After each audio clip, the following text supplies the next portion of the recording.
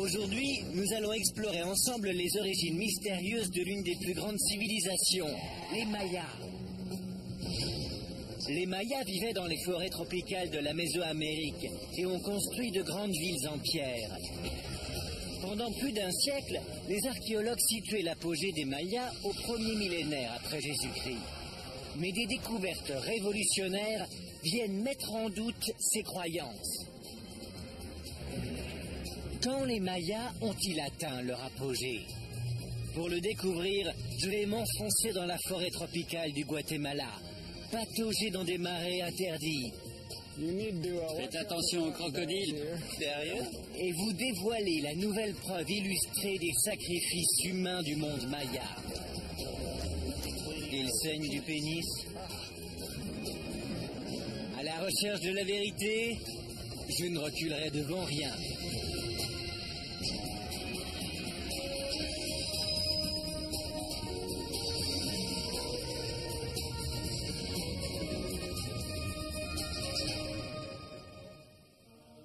La civilisation maya est imprégnée de mystères.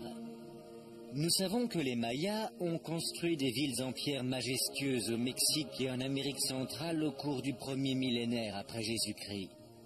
Les grands rois mayas ont commandé ces monuments, des temples et des pyramides ornés des symboles de leur pouvoir. Mais il reste tellement de choses qu'on ignore sur les Mayas. Voici les ruines de Palenque. Une ville construite par Pacal le Grand au 7e siècle après Jésus-Christ. Une époque que beaucoup voyaient comme l'apogée de la civilisation maya. Et peut-être était-ce une erreur.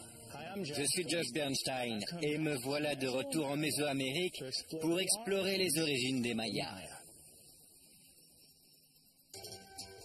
Pacal le Grand régna sur la ville maya de Palenque entre 615 et 683 après Jésus-Christ.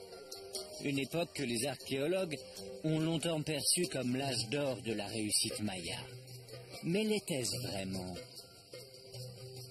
Pour le savoir, j'ai demandé au professeur Mary Miller de l'université de Yale de me rejoindre sur la grande place de Palenque. Mary, je suis déjà venu ici et j'ai exploré le site. Certains pensent que c'était le sommet de la civilisation maya. Pourquoi était-ce si important? C'était certainement l'époque des grandes constructions. Ces fabuleuses structures qui ont survécu plus de 1300 ans jusqu'à aujourd'hui. Des populations denses et des grands accomplissements en termes d'astronomie, de mathématiques, d'écriture et même de poésie et d'art. D'après Mary Miller, toutes ces réalisations se sont produites pendant la période classique de l'histoire maya. Entre 250 et 900 après Jésus-Christ, les Mayas de l'ère classique ont bâti un grand nombre de villes à travers le Mexique, le Guatemala, le Belize, le Salvador et l'Honduras. Pendant plus de 6 siècles, ils ont formé la plus grande civilisation des Amériques. Pour découvrir des preuves des accomplissements mayas sous le règne de Pacal, nous entrons dans le palais, au centre de Palenque. Les anciens Mayas ont sculpté sur les murs du palais des représentations détaillées des guerriers. Ce qui est vraiment incroyable, c'est l'aisance avec laquelle ils représentaient les êtres humains. Regardez ce visage. On a l'impression que cet être humain respire. C'est ce que l'art de Palenque représente. Ils illustraient des individus et les faisaient vivre de manière très réaliste. Oui, ça l'est. Le texte nous dit bien quel est leur nom, d'où ils viennent et qui ils sont. Cela montre bien leur intérêt grandissant pour la biographie. En clair, les Mayas inscrivaient leur histoire dans leur art. Et ils le faisaient en utilisant un système d'écriture qui représentait le discours. Ce système leur permettait de donner de la voix, de la vie aux personnages. Les Mayas étaient un peuple très instruit. Ils créèrent une langue écrite précise à l'aide de hiéroglyphes. En se basant sur des calculs astronomiques, ils développèrent un calendrier avec un cycle de 52 ans. Ils scrutaient les événements célestes avec une incroyable précision. À Palenque, la pièce centrale de l'architecture se trouve au cœur du site, la tour du palais. Cette tour donne lieu à diverses interprétations. Marie Miller m'explique que Pacal le Grand souhaitait cette tour pour plusieurs raisons. Cette tour servait à se défendre et à observer le ciel. C'était aussi une grande fierté pour les architectes. Personne n'avait réalisé ça avant eux. Sous le règne de Pacal, les Mayas ont donc réalisé des choses encore jamais vues en Mésoamérique. C'est un phénomène incroyable. De récentes découvertes au Guatemala viennent révolutionner la vision des archéologues. Ces nouveaux sites mettent le doute quant au véritable âge d'or de la culture maya. Ce qu'on vient de découvrir, c'est que les Mayas ont commencé à construire des villes 500 ans avant Jésus-Christ. Peut-être même encore avant. C'étaient des villes de cette ampleur, voire plus grandes. Un site comme Palenque n'est que la partie émergée de l'iceberg. On commence tout juste à explorer tout le reste. Avant que les Mayas de l'ère classique ne laissent leur empreinte sur leur territoire, il y a eu une période antérieure qui s'arrêta en 250 après Jésus-Christ et commença 2000 ans avant Jésus-Christ. Les archéologues parlent de la période préclassique, marquée par des sociétés tribales simples. Aujourd'hui, des villes entières datant d'avant Jésus-Christ commencent à émerger de la canopée. C'est ce que les archéologues commencent à découvrir. Des sites au Guatemala qui sont au cœur de l'iceberg, là où tout a commencé. Je quitte le Mexique pour parcourir plus de 200 km en direction de Flores, une ville qui se trouve au nord du Guatemala et au bord de la forêt tropicale du Petén. Flores sera le point de départ pour me rendre à San Bartolo, la ville préclassique. Les ruines de San Bartolo renferment une découverte incroyable. Un indice archéologique qui montre que la société maya préclassique était très avancée. San Bartolo se trouve à environ 150 km. Il faudrait 6 jours pour traverser la jungle à pied. Mais j'ai une bien meilleure idée. Regardez.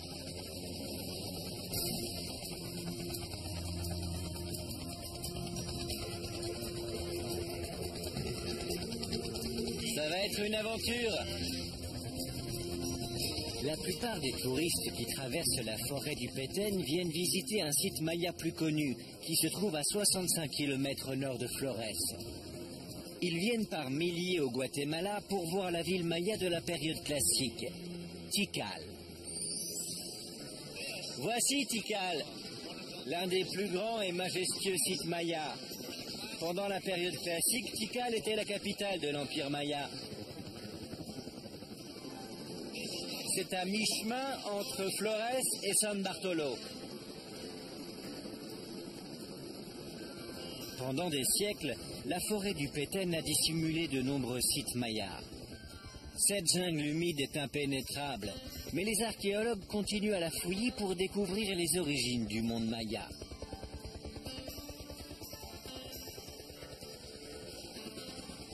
William Saturno de l'université du New Hampshire fait partie de ces archéologues.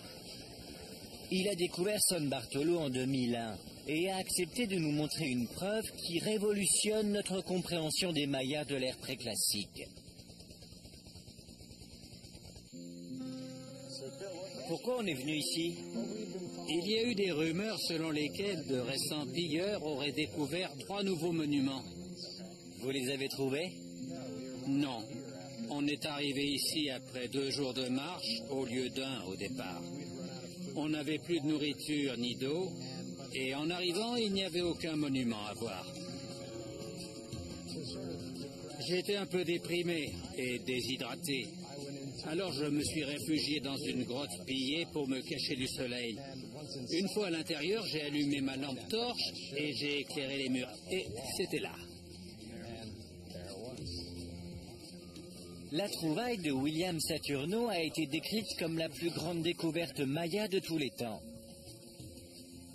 La pyramide à 8 étages, maintenant recouverte par la forêt, a été fouillée par les pilleurs.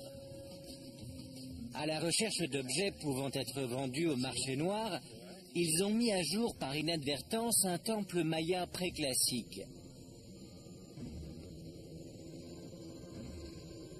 Le temple qui se trouve à l'intérieur de la pyramide date de l'an 100 avant Jésus-Christ. Ce mur semble être un mur d'origine de la pyramide, mais ce n'est pas le cas. Les biens qui sont à l'intérieur sont tellement précieux que William Saturno doit sceller l'entrée à chaque fois qu'il ne travaille pas ici. 5 gardes surveillent constamment le site maya. Je vois qu'il y a une pelle et une pioche. Qu'est-ce que je dois prendre? Je prendrai la pioche. Pour voir l'incroyable découverte de William Saturno, je dois d'abord casser le mur. Je l'ai. Une fois qu'on aura enlevé une pierre, ça ira vite.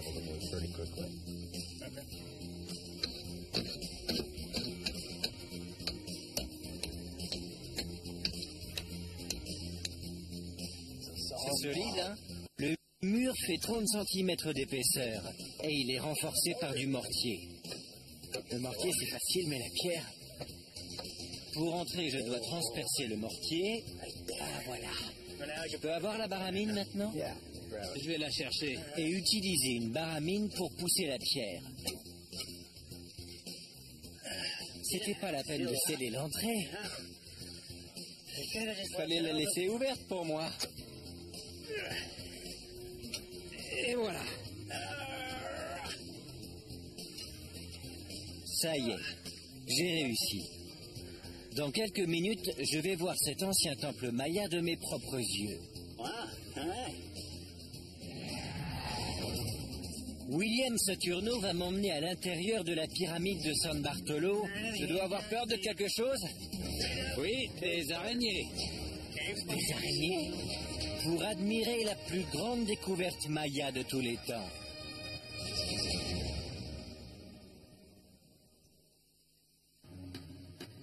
J'explore les origines des Mayas, une ancienne civilisation qui a émergé en Mésoamérique 2000 ans avant Jésus-Christ.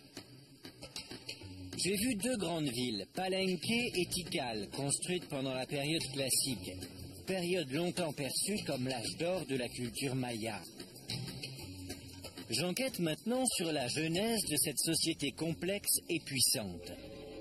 Dans la jungle du Petén, au Guatemala, j'ai ouvert une entrée scellée sous la pyramide de San Bartolo pour découvrir un temple caché qui date de l'ère préclassique maya en l'an 100 avant Jésus-Christ. Couvrez-moi, j'entre!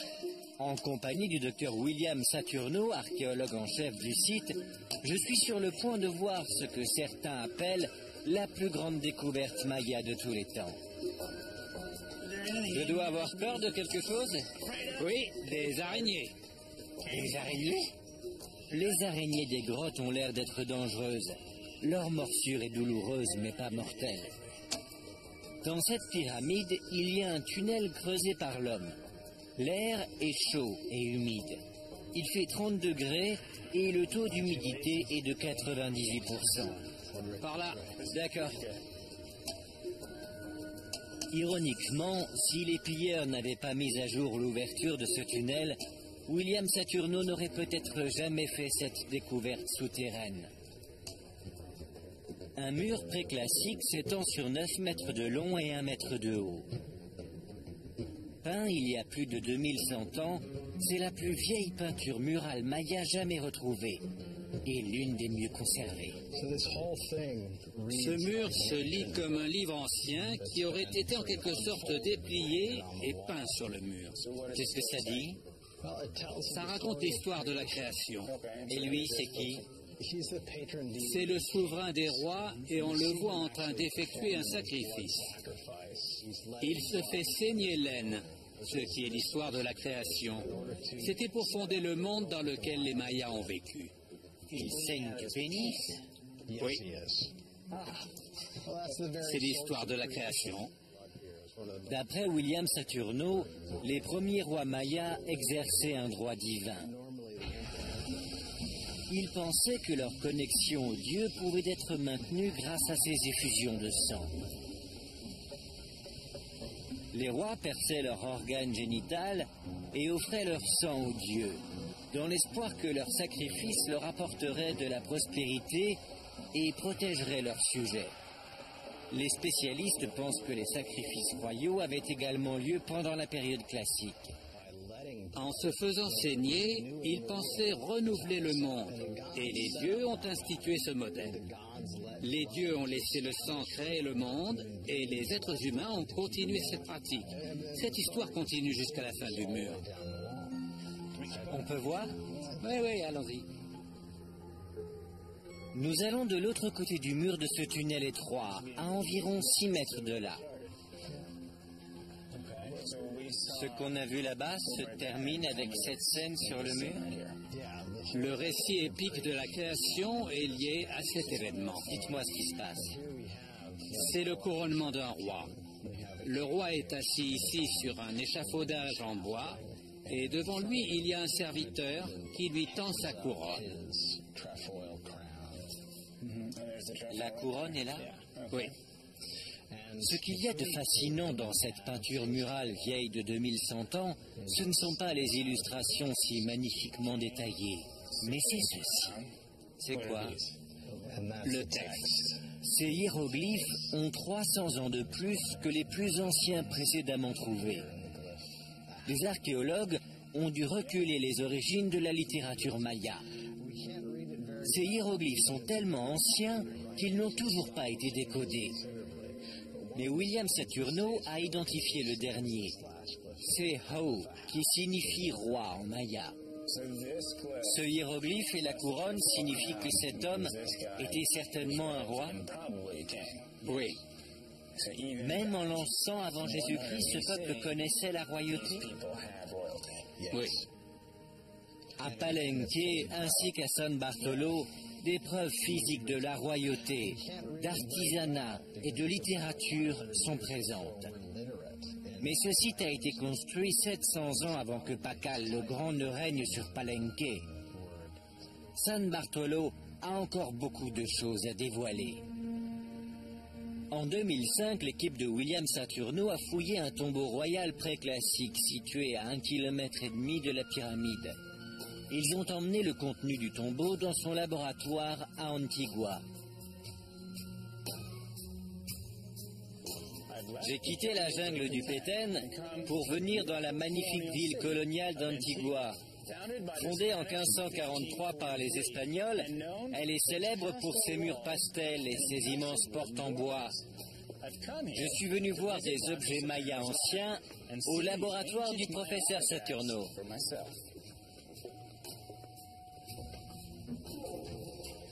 Le tombeau préclassique trouvé par William Saturno à San Bartolo est le plus ancien tombeau royal maya connu.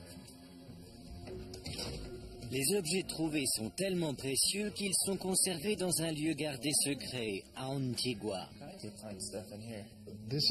Voici les objets que l'on a trouvés dans le tombeau de San Bartolo il y a 2 ans. Les récipients et sculptures funéraires si bien conservés datent de plus de 2100 ans. Les matières premières de ces offrandes, le jade et la néphrite, ont forcément été importées. Cet archéologue m'explique que la qualité et le sens du détail de ces objets funéraires prouvent que le tombeau préclassique maya devait appartenir à un membre de la famille royale, voire au roi lui-même. Comment on peut être sûr qu'il s'agissait d'un roi et pas seulement d'un homme riche qui voulait être enterré avec des choses précieuses? La meilleure preuve est cet objet. Il s'agit d'une plaque de jade que l'on portait autour du cou. C'était un symbole de royauté chez les Mayas.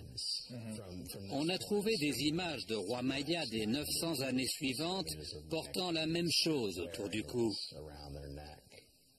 Si on se base sur ce que l'on sait à propos de la civilisation maya, quelqu'un qui portait ça appartenait à la famille royale. Exactement.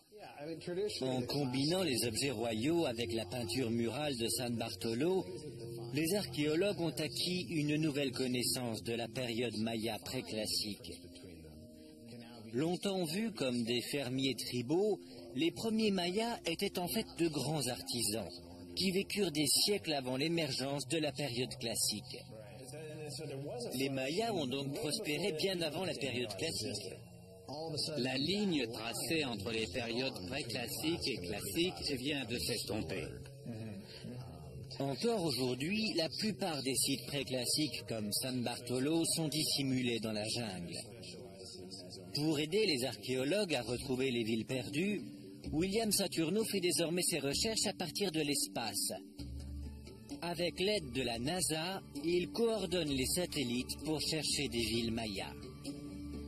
Ces photos satellites proviennent de caméras infrarouges orientées sur la jungle guatémaltèque. En scrutant la canopée de la forêt tropicale, les satellites peuvent nous diriger vers les pyramides et vers les temples mayas cachés. Pour tester sa découverte, William Saturno a orienté les caméras sur San Bartolo. Ce qu'on voit là, c'est ce à quoi San Bartolo ressemble vu de l'espace. On voit que la canopée des arbres qui poussent sur le site de San Bartolo, sur l'architecture de San Bartolo, reflète les radiations solaires différemment des arbres qui poussent en dehors du site. Le rouge correspond à la végétation qui ne cache pas de site maya, contrairement au vert. Oui, ça met en relief l'architecture de San Bartolo que l'on connaît déjà. En comparant avec la photo satellite, le site apparaît clairement sous la végétation. C'est tout ce qui est vert-jaune sur la photo. Ça marche parfaitement. Partout où il y a du vert, c'est qu'il y a une construction. C'est ça. Ça change la façon d'aborder l'archéologie. Tous les endroits recouverts par la forêt, qui a masqué les restes archéologiques, vont pouvoir être fouillés par les archéologues. On va utiliser la forêt pour trouver les anciens temples. C'est incroyable. Si cette technologie s'avère efficace, un nombre incalculable de sites mayas préclassiques vont être découverts en Amérique centrale et au Mexique. En utilisant des satellites dans l'espace, on peut désormais gratter la surface de ce qui se cache sous la canopée. Dans un instant, je vais m'envoler dans les airs pour découvrir une cité maya enterrée dans la jungle et pénétrer dans un tunnel pour aller au cœur d'une pyramide où un maya a laissé son empreinte. La main d'un maya. La main d'un maya. Les historiens pensent que les anciens Mayas sont la première civilisation instruite qui a évolué dans l'hémisphère ouest. Ils ont construit de grandes villes, sculpté de magnifiques œuvres d'art et développé le premier langage écrit du Nouveau Monde. Mais à quand remonte l'émergence des Mayas en tant que civilisation avancée? J'ai vu la remarquable peinture murale et les objets royaux du site préclassique de San Bartolo. Mais pour vraiment comprendre l'ancienne culture maya, je dois voir le monde qu'ils ont créé. Je retourne au nord du Guatemala et traverse la forêt tropicale du Petén jusqu'au bassin de Mirador. C'est l'une des plus grandes étendues de forêt tropicale vierge de l'Amérique centrale. Je voyage en compagnie de l'archéologue Richard Hansen, qui a accepté de m'emmener voir la ville préclassique El Mirador. Un site qu'il fouille depuis 8 ans. On est arrivé? Le site El Mirador est resté perdu dans la jungle pendant 18 siècles, avant que Richard Hansen commence ses fouilles. Le bassin de Mirador s'étend sur une surface de 240 000 hectares de forêt vierge. En se basant sur ces découvertes, Richard Hansen croit que les premiers Mayas ont commencé à peupler la région en l'an 1000 avant Jésus-Christ et que la ville El Mirador est devenue importante entre le 3e et le 2e siècle avant Jésus-Christ. C'est le berceau de la civilisation maya, parce que c'est ici que toute la complexité a commencé. Je parle de la politique, de l'économie et du social. Ça a commencé très tôt. C'est grâce à l'isolement et à un accès difficile que ces sites ont été conservés pendant autant de siècles. Oui, les villes mayas que l'on va voir sont les plus grandes et les plus anciennes de Mésoamérique. La surface de la ville El Mirador pourrait être comparée à la ville de Los Angeles. Mais jusqu'à présent, je ne vois rien. Même vu du ciel, il n'y a aucun temple ni pyramide visible. Comme à Palenque ou à Tikal, El Mirador est totalement recouvert par la jungle. Soudain, au loin, j'aperçois un grand monticule. En se mettant à cet angle et à cette altitude, on voit bien que ce sont des constructions énormes, les plus grandes jamais construites par les Mayas. Richard Hansen m'apprend que la plus grande pyramide comprend 22 étages et que sa base est immense.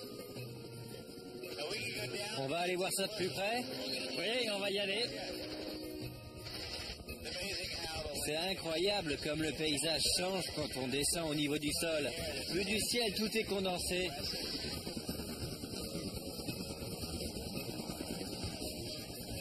À San Bartolo, comme à El Mirador, l'architecture préclassique est cachée par la jungle.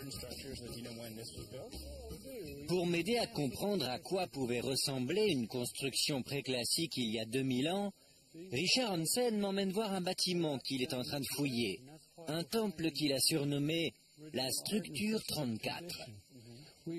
Dans ce cas précis, on a recouvert la structure originale d'une fine couche de plâtre. La structure 34 illustre à la fois la grandeur des escaliers et le travail artistique qui ornait les premiers temples mayas à El Mirador. Les extérieurs étaient autrefois recouverts d'une couche de plâtre et d'une peinture rouge obtenue avec de la poudre d'hématite ou de l'oxyde de fer. De chaque côté des marches du temple, de grands masques mayas sont sculptés dans la pierre.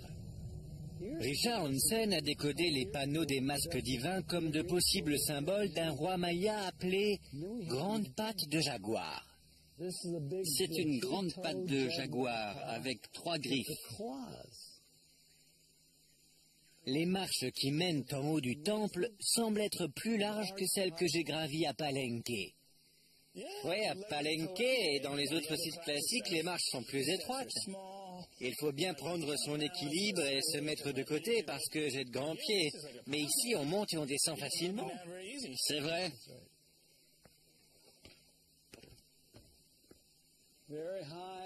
Toutes les marches du préclassique sont très hautes, très uniformes. C'est toujours le même schéma. Pour moi, tous les autres monticules ressemblent à des grosses collines couvertes de boue. Oui, c'est ce qu'ils avaient. La structure 34, comme plusieurs autres temples, se trouve sur la plateforme de la pyramide Tigré.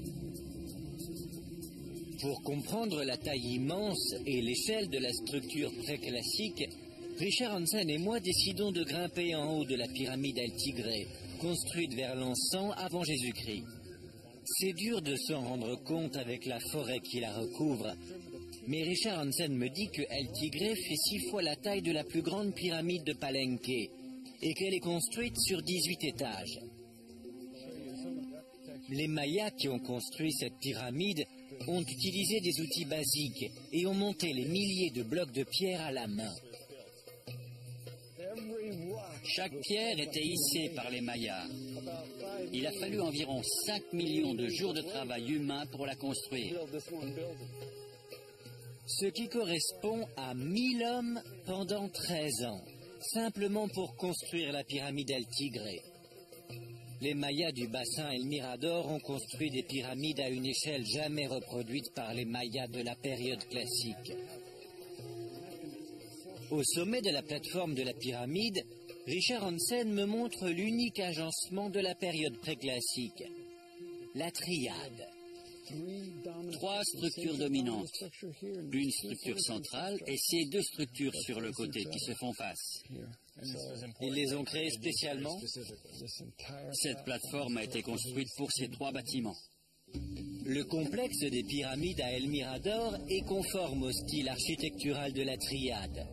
3 hautes pyramides au sommet d'une grande plateforme d'une autre pyramide. 2 de ces 3 pyramides sont plus petites et se font face, avec au milieu une pyramide plus imposante. Entre l'an 300 et Jésus-Christ, c'était le standard architectural. L'homme qui a fait construire la pyramide El Tigre était un roi maya comparable au roi égyptien Ramsès II. À Palenque, comme à San Bartolo, j'ai vu des preuves de la présence de rois mayas. Mais Richard Hansen n'a pas découvert de tombeau royal à El Mirador. Du moins, pas encore. En 2003, il a entrepris des fouilles sous la structure 34 à la recherche de la tombe d'un roi. Et ce qu'il y a trouvé est tout aussi fascinant. Nous allons entrer dans la tranchée qu'il a creusée à la base des escaliers du temple. Il faut porter un casque. Si on se cogne la tête, ça fiche la journée en l'air. Une lampe? Oui, une lampe torche. Allons-y. Je comprends vite l'importance du port du casque. Plus nous nous enfonçons dans le tunnel Maya, plus il devient petit. Peut-être 1,20 m de haut. Étroit et sombre. De plus, l'air ne circule pas. Il fait donc très chaud. Richard Hansen me montre un des murs porteurs de la structure. C'est énorme. Oui, ces pierres font environ 1,20 m de long sur 60 à 90 cm de large. Et elles pèsent presque 500 kg. Après 2000 ans, les pierres extérieures ont beaucoup souffert de l'érosion. Mais de l'intérieur, on voit clairement que les premiers rois mayas ont fait construire des immenses structures avec des gros blocs de calcaire. Comparé aux pyramides égyptiennes, ces blocs de pierre sont petits. Mais si on les compare avec des sites comme Palenque, ils sont énormes. Oui, parce que les Mayas développaient une production spécialisée. Ils exploitaient au maximum la pierre. L'architecture s'adaptait pour compenser. Oui, ça aidait à façonner les cultures en terrasse et les murs des bâtiments. Les ouvriers préclassiques ont laissé leurs empreintes dans cet ancien temple. Dans un autre couloir, Richard Hansen veut me montrer une empreinte rare laissée par l'un des constructeurs de ce temple il y a plus de 2000 ans. Laissez-moi vous entraîner dans le passé. Je vais vous montrer quelque chose ici. Ils ont construit ce mur, c'est une paroi cellulaire. Ça fait partie des techniques de construction de l'époque. Ils devaient recouvrir la pierre de boue. Et là, on voit l'empreinte de l'homme qui a fixé cette pierre. Comme ça. Comme ça? Ouais, J'avais jamais vu une empreinte de main entière. une main. C'est un lien avec leur passé. La main d'un Maya. La main d'un Maya. Cet archéologue a estimé qu'il a fallu 70 millions d'heures de travail humain pour construire la plus grande pyramide de Mirador. Et l'architecture de la ville a nécessité des siècles de travail. Des indices prouvent la présence de structures résidentielles en périphérie. Cette ville maya préclassique a pu accueillir jusqu'à 100 000 habitants. Comment une si grande population maya a-t-elle pu prospérer dans l'une des régions les plus inhospitalières du monde? Dans un instant, je vais déterrer le moteur de l'économie maya préclassique. Faites attention aux crocodiles. Sérieux? Et escalader le plus grand complexe de pyramides du monde.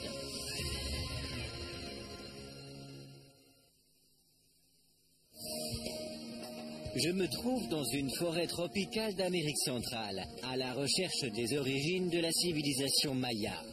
La première société instruite et sophistiquée à avoir émergé en Amérique. J'ai vu la taille exceptionnelle de leurs pyramides construites il y a plus de 2000 ans. Et je me suis faufilé à l'intérieur d'un temple pour voir une empreinte de main laissée par un ouvrier maya. On pense que l'ancienne ville maya El Mirador a pu abriter jusqu'à 100 000 habitants.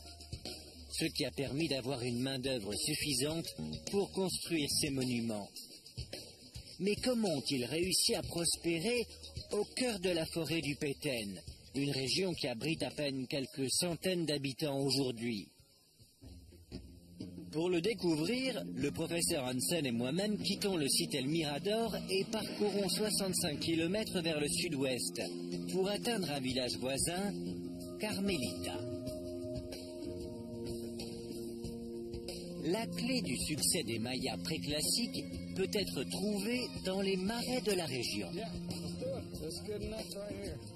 En se basant sur des fouilles intensives effectuées à El Mirador, Richard Hansen croit que les marais, que les habitants appellent Bajo, ont attiré des milliers de Mayas dans cette région. Nous prenons des pelles pour improviser des fouilles dans un Bajo. J'ai hâte. J'ai ma pelle, je suis prêt. Voici un vestige de l'ancien système marécageux que l'on trouvait dans le bassin de Mirador. C'est pour cela que des grandes villes ont été construites ici. C'est ce qui a fait venir les Mayas. C'est ce qui les a fait venir, et c'est la boue qu'ils récupéraient dans les marais et qu'ils mettaient dans leurs champs. La boue repose au fond des eaux peu profondes du marais. Les anciens Mayas transportaient des paniers remplis de boue jusqu'à El Mirador et d'autres villes mayas préclassiques. C'est ce qu'ils font là? Tout à fait. En transportant la terre riche des marécages dans leurs champs, les Mayas pouvaient faire pousser du maïs, des haricots et des poivrons en périphérie des villes. Richard Hansen a trouvé la présence de boue à El Mirador qui se compte par centaines de tonnes.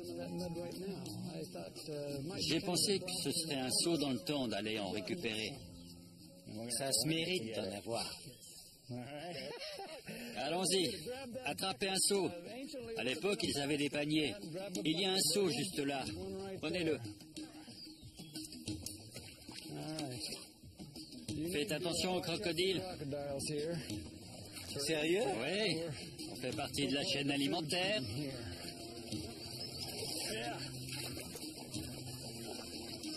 Il y avait un trou. Si je m'enfonce, venez à mon secours.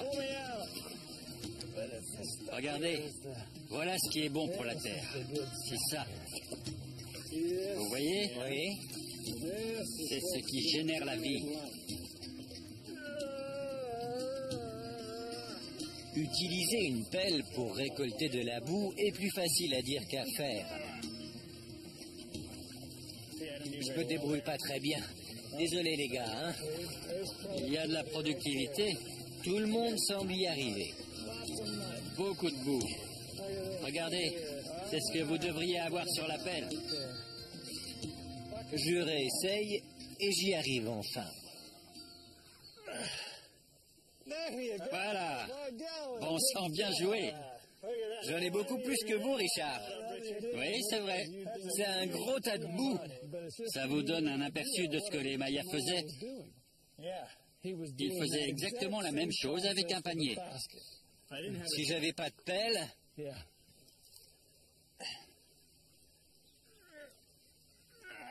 Et voilà. Ils devaient faire comme ça. Oui, sûrement. Ils travaillaient comme ça. C'est pas mal. Il faut plonger les mains, attraper la terre et tirer. Et voilà. De la boue fertile. Ouais. De la terre riche. De la boue riche. De la boue riche. Qu'est-ce qu'on en fait maintenant? On l'emporte dans la plantation. On, ça veut dire moi. C'est bon. Une fois que les Mayas avaient récolté la boue, ils la transportaient dans des paniers posés sur leurs épaules sur plusieurs kilomètres, jusqu'à leur culture en terrasse. Mettez ça sur vos épaules pour vous sentir comme un Maya. Ou une mule. Pendant que Richard Hansen installe les seaux, je comprends à quel point c'était difficile pour les Mayas. Les seaux pèsent plus de 20 kilos chacun, et le sol boueux est très glissant. Ne sous-estimez jamais ce que le bétail fait pour vous. Arrêtez de gémir. et prétendait être un Maya. Une fois que l'on s'est habitué au poids des seaux, c'est pas si terrible que ça.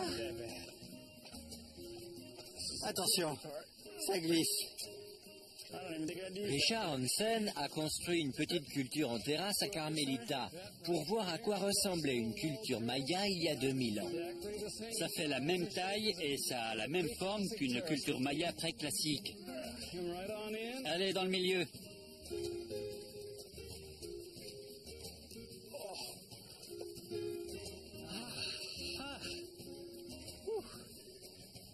Ah, c'était quelque chose. Qu'est-ce qu'on fait maintenant? On décharge? Videz le seau. Ma contribution à la plantation.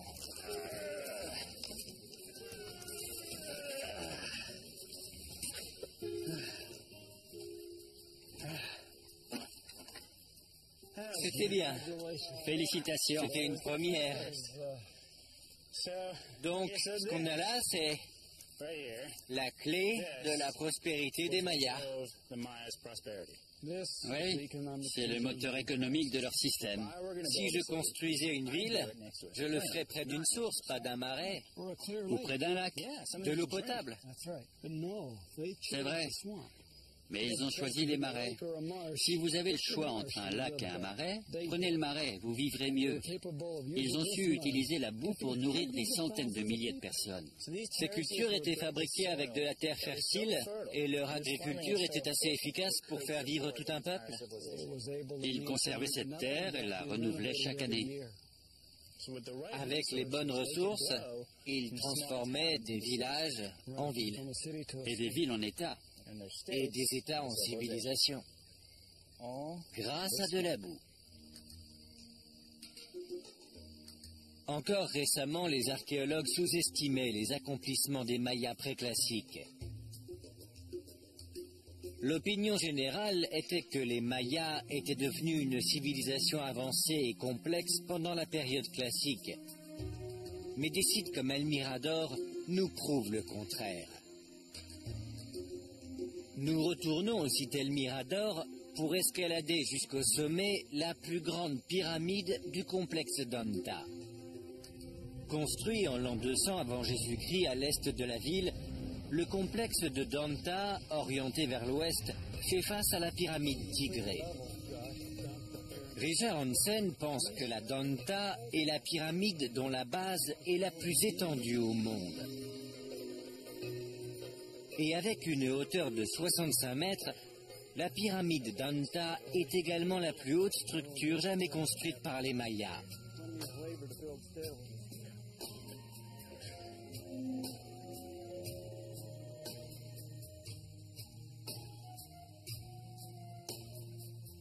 Regardez ça, en atteignant le sommet du monde Maya.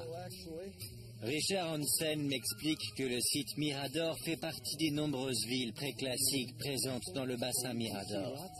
On voit beaucoup de sites, comme la ville de Nagbe. On voit la pyramide de Nagbe au loin. La bosse qu'il y a sous le nuage, C'est ça, oui. il y en a d'autres? De ce côté, on voit la grande ville de Tintal. Des villes voisines préclassiques comme Nagbe à 11 km au sud-est ou Tintal à 20 km au sud-ouest étaient connectées par une série de chaussées en pierre. Ces anciennes routes mayas, telles les rayons d'une roue, reliaient toutes les villes préclassiques du bassin Mirador.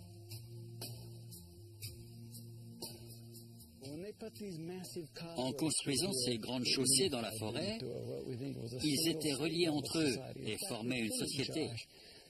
Nous pensons que c'était la première société politique de l'hémisphère ouest. Avant que des sites comme El Mirador ne soient découverts et fouillés, les archéologues ne savaient pas qu'une telle organisation existait depuis aussi longtemps. Pas au préclassique.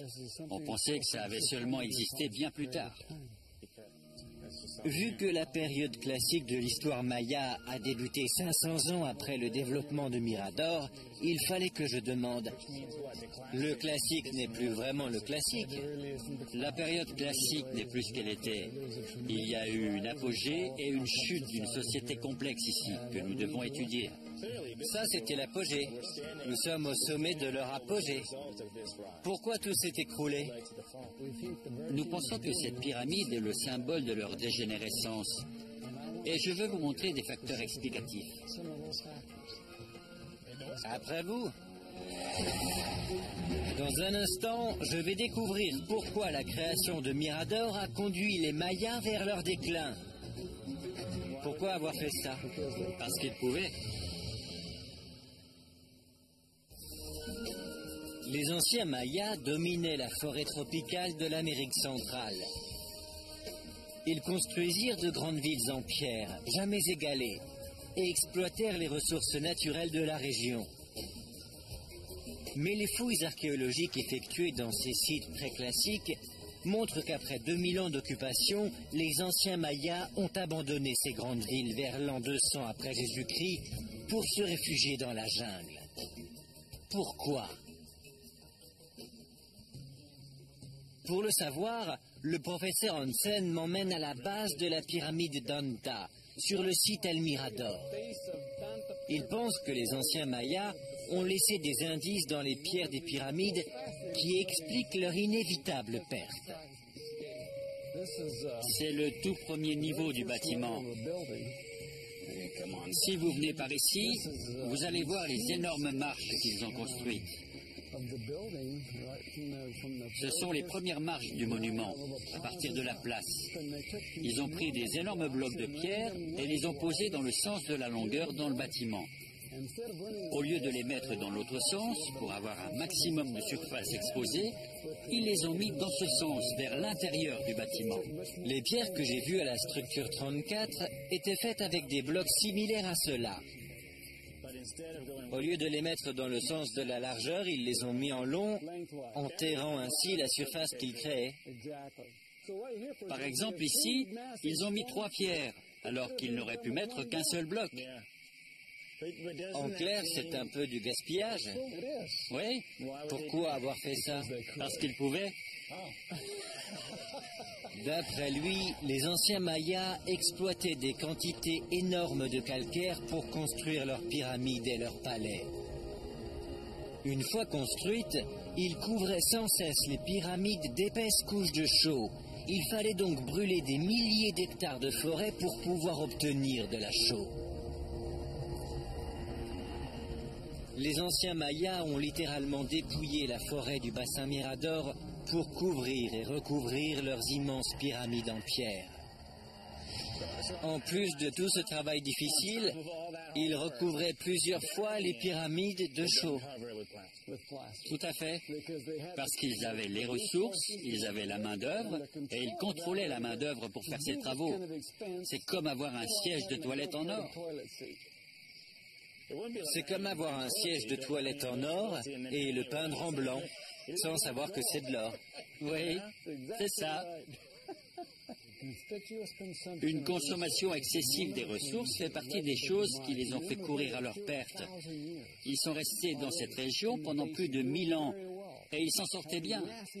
Il y avait beaucoup d'habitants et ils avaient de grands programmes architecturaux. Mais lorsqu'ils ont consommé excessivement, ils ont dû faire face à de très graves conséquences. On trouve des preuves de surconsommation dans les pyramides, mais également dans le sol. Richard Hansen m'emmène à une tranchée creusée le long du périmètre des marais du site El Mirador, qui selon lui montre clairement la fin tragique de la ville. Il me demande de me placer dans la tranchée. Je vais vous montrer 2-3 choses. On a creusé environ 1 mètre dans le sol. Et vous pouvez remarquer qu'au niveau de vos pieds, la terre est plus foncée. Cette terre est riche. C'est comme ça que la terre était lorsque les Mayas sont arrivés. Creusez un peu pour prendre de la terre. D'accord. C'est ça. Vous voyez ça? Vous voyez cette couleur marron-gris? C'était la couleur originale du sol du marais. Cette terre est la boue qui était transportée dans des paniers jusqu'à El Mirador. C'est même la terre que les anciens Mayas utilisaient pour planter leur culture. Regardez ce qu'il y a au-dessus, entre la Terre et ce niveau. Il y a une couche grise. Sur le côté, Oui, il y en a pratiquement 50 cm, voire 60 cm. Et on dirait de l'argile. c'en est. C'est de l'argile. De l'argile posée sur le sol organique. Sur leur sol fertile. Tout à fait. On ne peut rien faire pousser. Non, rien du tout.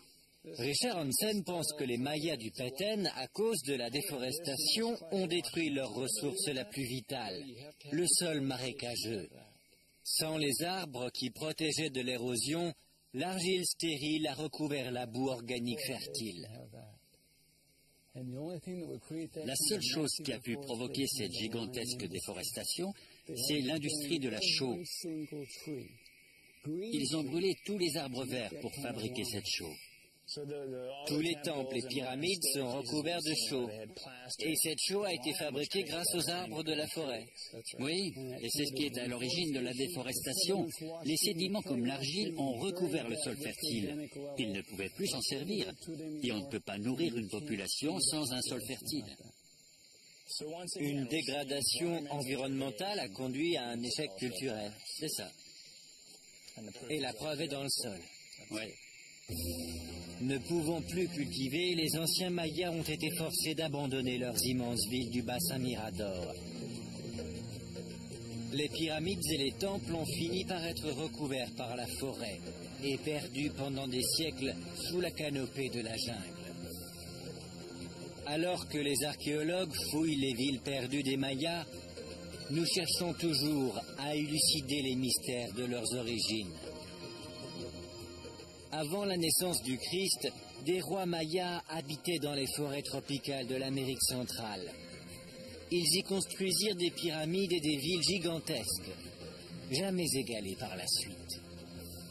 La découverte de leurs travaux artistiques et de leurs systèmes agricoles complexes suggère que les Mayas préclassiques étaient aussi avancés que leurs descendants classiques.